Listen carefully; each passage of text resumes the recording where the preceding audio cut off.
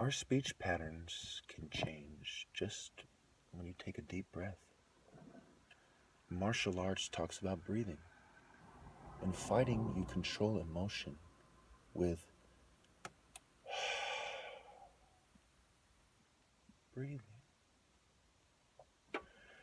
So we naturally have a certain ability to control emotion with physical exercise, breathing, and things that psychiatrists and mental health refer to as coping methods.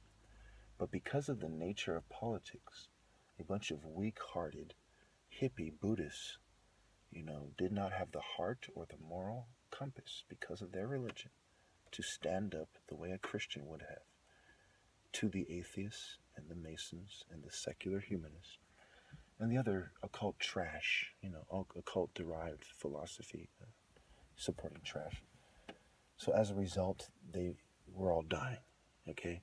While they keep preaching peace, saying violence is not the answer, we're dying because of the peace, quote-unquote, they're making with these people who plan to incrementally screen out black people and masculine people because they agree that black people who are hyper-masculine, quote-unquote, which really is just a regular black person's nature, right, are a detriment to our society, even though they are the ones who are killing everyone. And the hippies they're making a deal with are the cowards who don't have the insight or the understanding of applying divine principles or anything even close to it. They're the ones to blame. You fucking cowards. And you fucking evil pussies, you 6s and you 9s. This is the 7's world. Because you don't want to admit that the black man ruled the world and it was his planet. And that's why the white man is contaminating it. Starting with Nigeria, the N is silent. Moving, the N and the G have to do with the occult. Moving, the G, the silent hand, the hidden hand, the obscured hand of Freemasonry. The hand in the coat in the paintings, Napoleon, and so on. Because you don't want to admit that the black man is the spirit of God. We all have to suffer.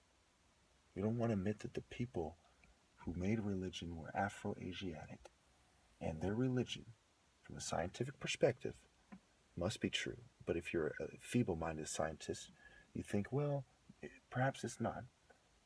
But either way, they were people who put their Afro-Asiatic people first.